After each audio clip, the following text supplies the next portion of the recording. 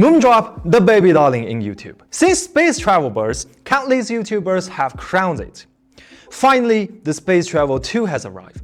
Same story, same crowd of YouTubers swooning over it. Hi, what's going on? It's your boy, Steve. Today, I had to hold myself not to curse. Some YouTubers I once respected are highlighting the SP2's obvious shortcoming while showing them with a praise, as if afraid you might notice something's off if you think too deeply. Fine, I get it. Making money, no big deal. I bought a Space Travel 2 with my own money. Not only am I late to the party, I'm afraid my take on Space Travel 2 isn't exactly friendly. So grab a drink and buckle up. Hit that subscribe button, let's dig in.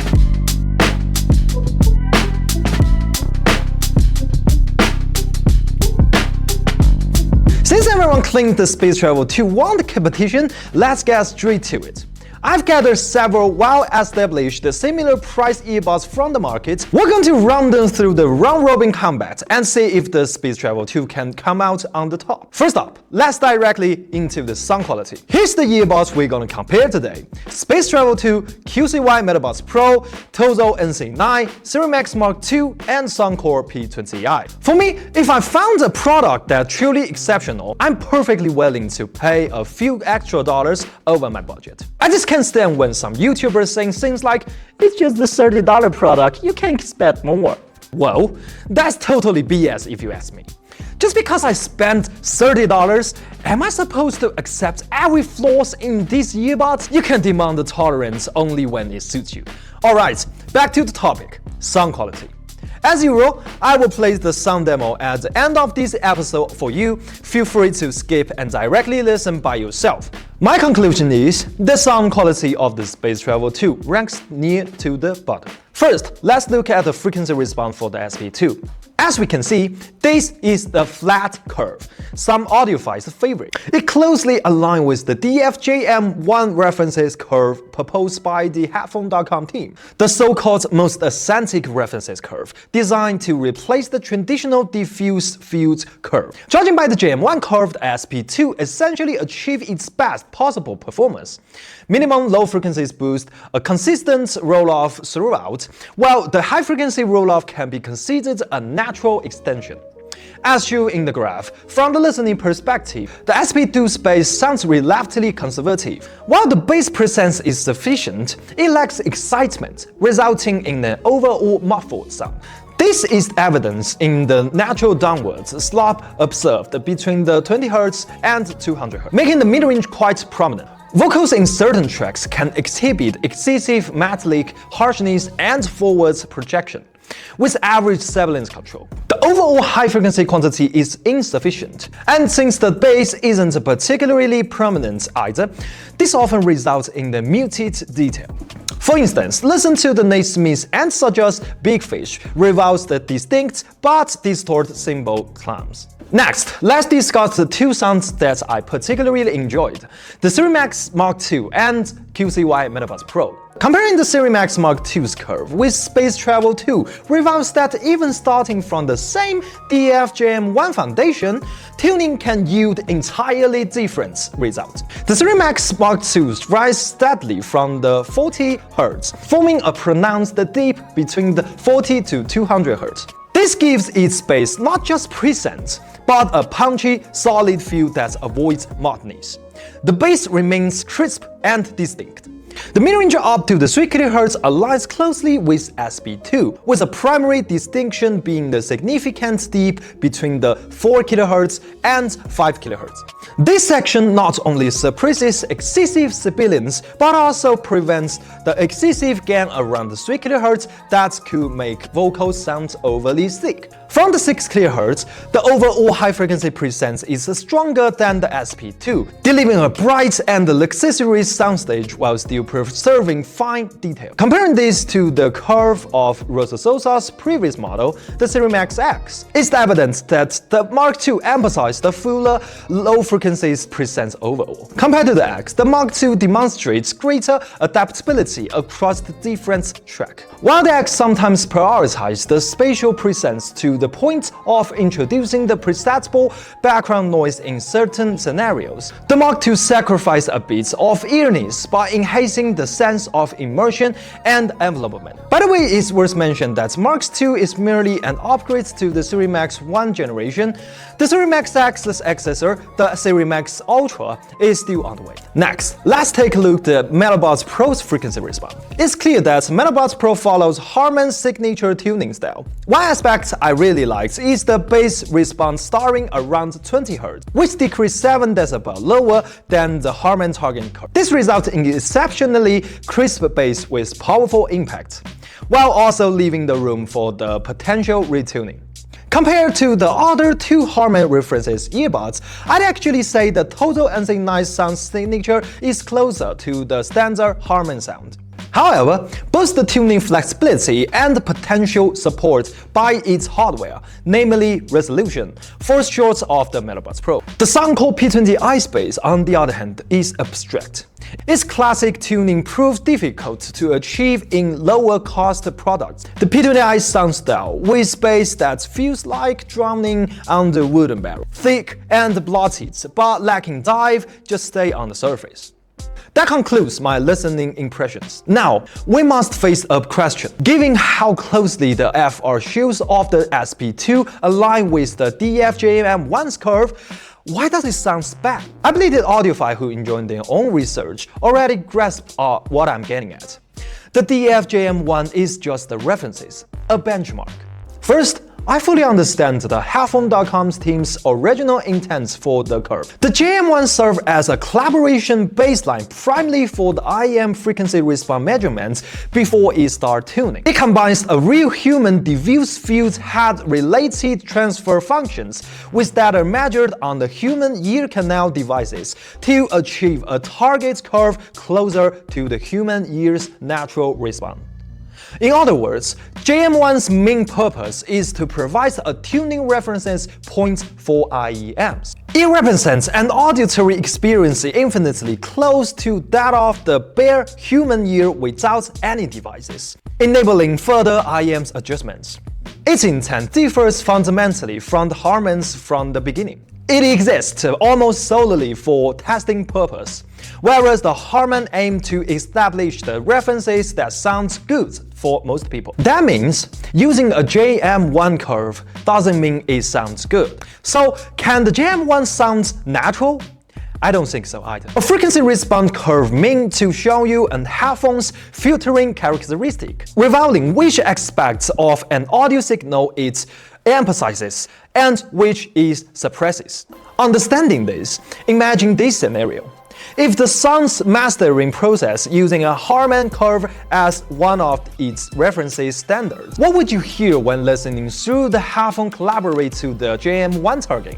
Well, whatever your conclusion is, it won't reproducing the original sonic intent of the Harman curve mastered track. Thus, while it achieves a certain realness from the headphone's perspective, it falls far short of natural within the broader music industry context. This is precisely why even Chronicle must emphasize that it might sound somewhat boring, because the Moondrop essentially tuned to a standard baseline without any tuning favor, far from being the definitive answer. Another reason is that resolution and the driver potential simply cannot support its tuning approach. I'm not against to this intent for natural tuning.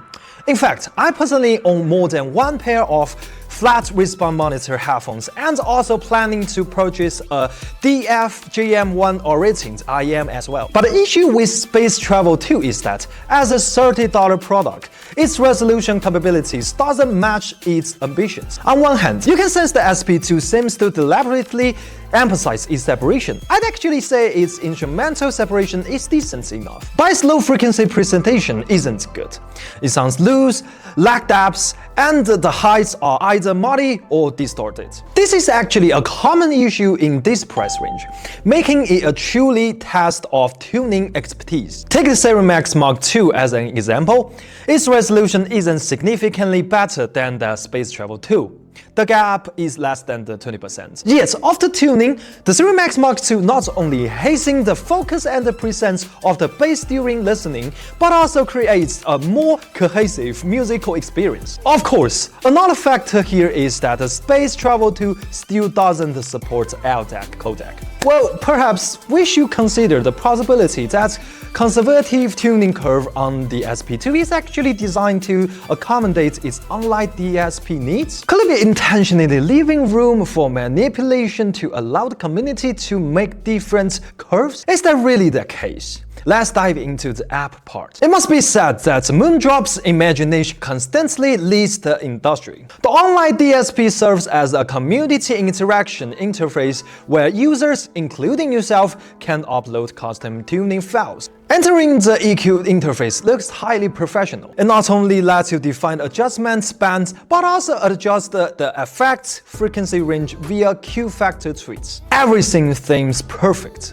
until you actually use it. First issue, it only offers 5-band sliders. Well, this might not seem problematic in itself, but when the interface promises such high flexibility, you are ultimately forced back to board adjustments, just like any other 5-band EQ. This is just super frustrating. Second, its scan option only caps at the mirror 3 dB boost. While tuning by decreasing volume is technically more scientific, of course, but the problem is that SP2's volume is already low, so tuning under these conditions is just painful. As someone with some music production experience, when I first seen this interface, I have questioned immediately. I can do the sweep. This is a standard technical in music production, helping you quickly pinpoint problematic frequency bands for EQ adjustments. But this app obviously can't do that. For users who persist with this setup, I can only say you are either a master of ear-based tuning or you are investing an enormous amount of time and effort. Whatever your case is, respect is all I can say. Consequently, it feels underwhelming for pros while potentially confusing for casual users. In contrast, the QCY Metabots Pro excels on this. It's straightforward, responsive, and offers 10 adjustable bands. The Metabots Pro even partially addresses the quality consistency issue common in this price range, though the software allows you to adjust the channel balance via the app. I just laughed so hard when I first saw this solution. But you know what? It actually works. I have to admit, I generally prefer the features that delivers the real utility over flashy interface or the lofty visions. Well, you might say, but it's still cool. What if I treat it as a stylish little accessories with a noise cancellation? True, the Space Travel 2's aesthetics are ahead of the curve. But how does this noise cancellation stack up? To be fair, the Space Travel 2's noise cancellation does consider the real-world use. They just know that its sleek design will make a bunch of people want to shoot off on the street. So its noise cancellation starts with environmental sounds. Looking at the noise cancellation curve of all 6 today, the SP2 excels in low-frequency noise reduction. This means it performs best against the rumbling sounds like an airplane engine or the air condition. Its development efforts clearly focus heavily here. As we can see, the curve rises steadily from the 100 Hz upwards, indicating diminishing control beyond that point. Of course, there's also the inherent structural differences between the in-ear and half-in-ear designs, which may inherently limit the noise cancellation capabilities. Therefore, for those prioritizing noise cancellation, I recommend either the in-ear Series Max Mark II or the relatively superior over-ear Tozo NC9. As for the call quality, let's just have a test so you can judge by yourself. This is Tozo NC9 on the street. How does it sound like? Is it good? Mic check 1 2. Mic check 1 2. This is Soundcore P20i on the street. This is the Soundcore P20i on the street. How does it sound like? Is it good? Mic check 1 2 3. Mic check 1 2 3. This is Rosa Sosa Series Max Mark II. This is the Rosa Sosa Series Max X2 on the street. How does it sound like? Is it good? Mic check 1 2 3. Mic check 1 2 3. And this is QCY Metabots Pro. This is QCY Metabots Pro. How does it sound like? Is it good? Mic check 1 2 3. Mic check 1 2 3. So this is Moondrop Space Travel 2 on the street. This is Moondrop Space Travel 2 on the street. How does it sound like? Is it good? Mic check, 1, 2, 3. Mic check, 1, 2, 3. So this is Russo Sosa Serum XX. This is Russo Sosa Serum XX on the street. How does it sound like? Is it good? Mic check, 1, 2, 3. Mic check, 1, 2, 3. Lastly, regarding the battery life, as someone who always keep the ANC on during the outdoors, I'm providing the actual routine data with ANC continuously on. I mean, after all, this is how I use TWS IRL. So here's the summarize. By the way, the SunGuys test also confirmed the SP2's claimed battery boost is definitely overpromised. And remember, it only supports the SBC and AAC. Next are my actual latency measurements.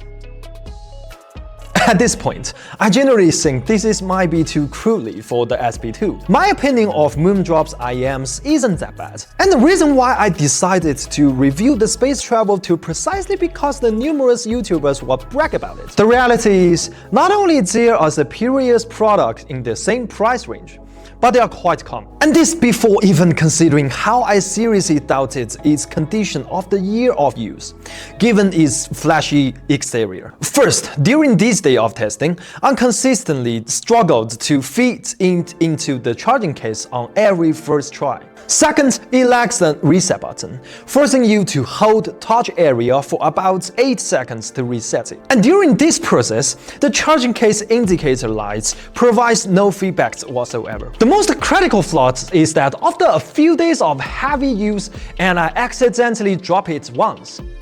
Now listen. Frankly, I can't find any reason to buy it, not even for its look. Alright, that's for today's video. If you had any question about audio gears, feel free to leave a comment down below. And please hit that like button and don't forget to subscribe. I appreciate it. Alright, that's for today. Keep exploring and I see you next one.